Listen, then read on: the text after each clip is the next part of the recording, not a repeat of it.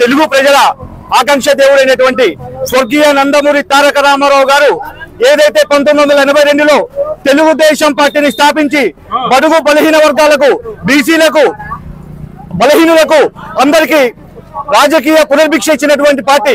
అలాంటి పార్టీని ఏదైతే ఆత్మాభిమానంతో, తెలుగువారి ఆత్మాభిమానంతో స్వర్గీయ నందమూరి తారక రామారావు గారు తెలుగుదేశం పార్టీ స్థాపించారో అదే ఆత్మవిశ్వాసంతో నారా చంద్రబాబు నాయుడు గారు గత 43 సంవత్సరాలుగా తెలుగుదేశం పార్టీని ముందుకు తీసుకెళ్తున్న స్థితి.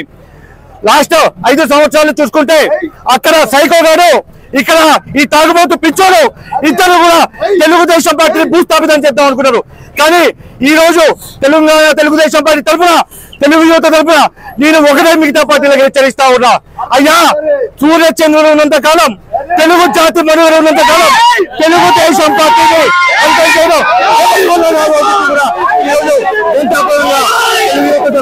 హెచ్చరిస్తా ఉన్నాం.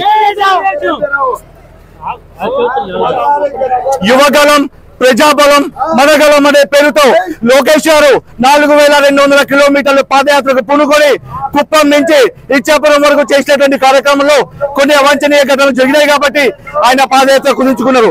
అయినప్పటికీ ఆయన చేసిన పాదయాత్ర ప్రతి నియోజకవర్గం కూడా బంపర్ మెజారిటీతో ఈ రోజు తెలుగుదేశం పార్టీ విజయంగా ముగిస్తా ఉన్నారు.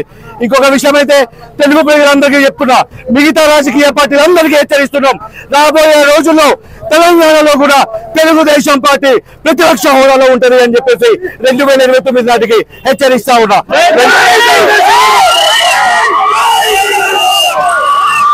ఎందుకంటే తెలంగాణలో తెలుగుదేశం పార్టీని అంతం చేద్దాం అనుకున్నాడు ఒకడు, పౌరుల గుట్టలో పోతే ఇంకొకరు బాత్రూమ్ లో కింద పడిపోయిండు. అది తెలుగుదేశం పార్టీ అని చెప్పేసి తెలియజేస్తా ఉన్నా. అందరికీ కూడా ఈ రోజు 151 నుంచి 160 మంది స్థానాల్లో తెలుగుదేశం పార్టీ, జనసేన, బీజేపీ అభ్యర్థులు గెలవబోతున్నారు.